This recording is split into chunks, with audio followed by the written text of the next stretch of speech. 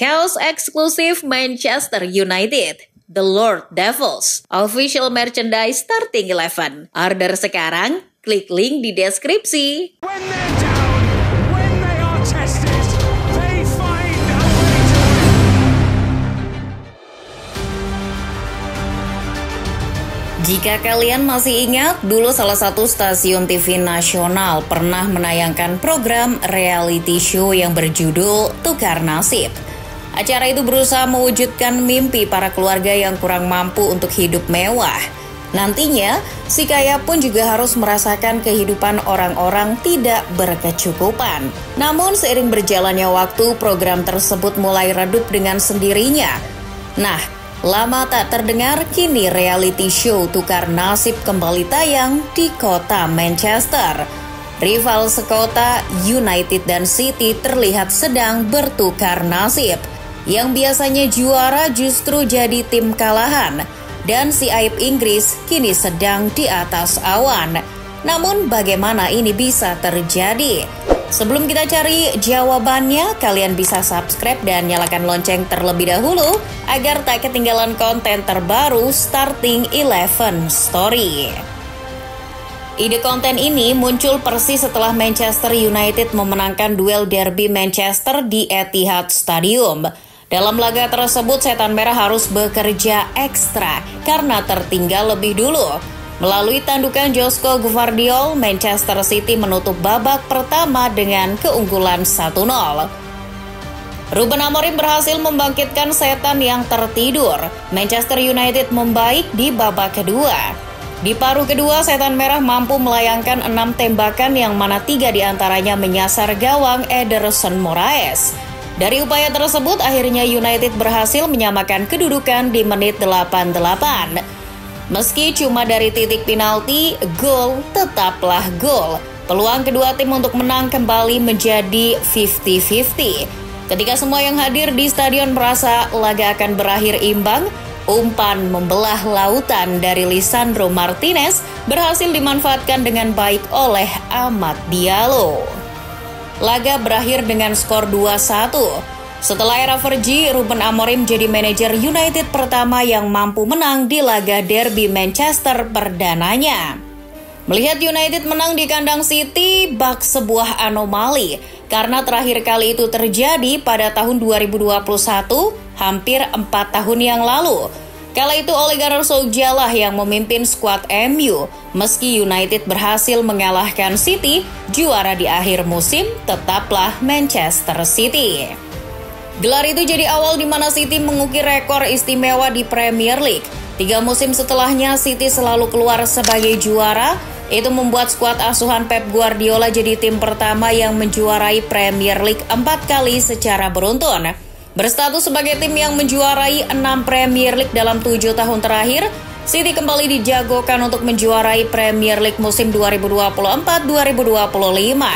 Apalagi City memuncaki klasemen sejak pekan kedua. Mereka bahkan tidak terkalahkan dalam 9 pekan pertama Premier League musim ini. Hal itu berbanding terbalik dengan kondisi rival sekota Manchester United. Menjadi musim ketiga Erik ten Hag di Old Trafford, United kian merana. Memulai musim dengan amat sangat buruk, United sudah terjerembab di urutan 14 klasemen sejak pekan ketiga. United bahkan hanya menang 2 kali dari 7 pertandingan awal musim ini. Puncaknya United kalah 2-1 dari West Ham yang juga sedang dalam masa paceklik.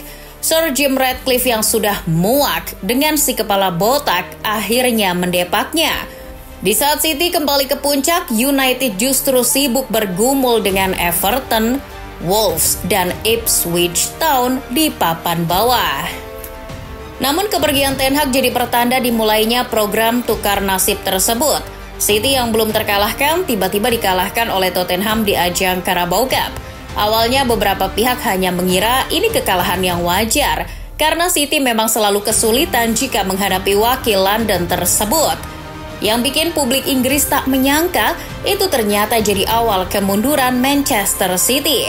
Kekalahan City menjalar ke Premier League saat dipermalukan oleh Bournemouth dengan skor 2-1. Menjadi sebuah hal yang tak biasa, Pep Guardiola pun dihujani pertanyaan dari para wartawan. apa yang sebenarnya terjadi. Begitulah kira-kira. Pep menyampaikan bahwa dua hasil buruk disebabkan oleh banyaknya pemain penting yang tak bisa dimainkan. Contohnya seperti Rodri yang cedera ACL, Kevin De Bruyne yang mengalami masalah kebugaran, dan Ruben Dias yang mengidap cedera betis. Di pekan-pekan berikutnya, masalah cedera yang dialami City justru kian memburuk. Situasi ini berhasil dimanfaatkan oleh United yang sudah berpengalaman. Badai cedera adalah masalah yang Solskjaer bagi United. Setelah kepergian Ten Hag, pemain-pemain pesakitan malah pulih. Bahkan sang makhluk mitologi, yakni Tyrell Malacia, kembali muncul di Carrington. Dalam situasi sulit, biasanya Pep Guardiola jadi yang paling tanggap dalam mencari solusi. Namun, kali ini seperti sebuah masalah yang lain bagi Pep. Segala spekulasi dan rancangan formasi tak bisa menyelamatkan City dari jeratan kekalahan. Semakin Guardiola berusaha, City justru semakin hilang arah. The Sky Blue mengalami 4 kekalahan beruntun di Premier League. City bahkan mengakhiri bulan November tanpa satu pun kemenangan. 3 poin baru kembali ke pelukan City saat mengalahkan Nottingham Forest.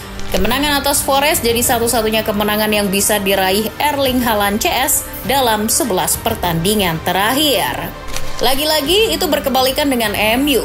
4 pertandingan yang dipimpin oleh Van Nistelrooy tak ada satupun yang berakhir dengan kekalahan, paling cuma sekali imbang.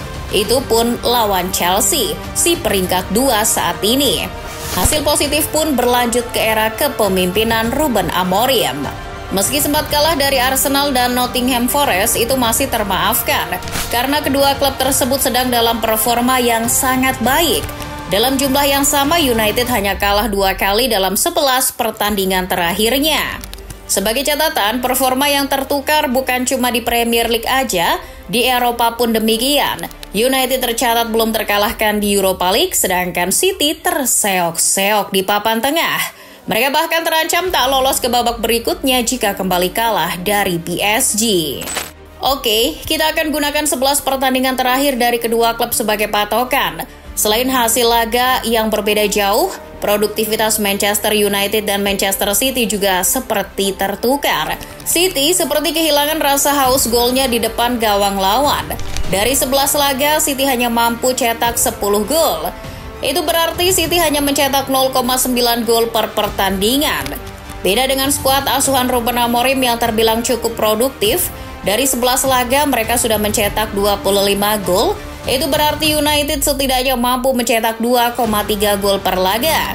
Dari performa individu para penyerang kedua tim pun kelihatan. Erling Haaland hanya mencetak 4 gol dari 11 pertandingan terakhirnya bersama City. Padahal biasanya Haaland bisa menjamin 1 laga 1 gol kepada para penonton. Di sisi lain, Rasmus Højlund sedikit lebih baik dari Haaland. Dari 11 pertandingan terakhirnya, ia bisa mencetak 5 gol. Meski cuma beda 1 gol, Højlund terlihat lebih baik karena jumlah menit bermainnya lebih sedikit dari Haaland. Sebab ia harus bergantian dengan Joshua Zirkzee. Nah, yang benar-benar mencerminkan tertukarnya nasib dua Manchester adalah soal kebiasaan. Biasanya United yang terus-terusan dihujat sana-sini selalu bersembunyi di balik sejarah masa lalu. Para fans selalu membangga-banggakan jumlah gelar Premier League yang jumlahnya 2 kali lipat dari milik City. Tapi, kemarin yang bahas-bahas sejarah malah Pep Guardiola.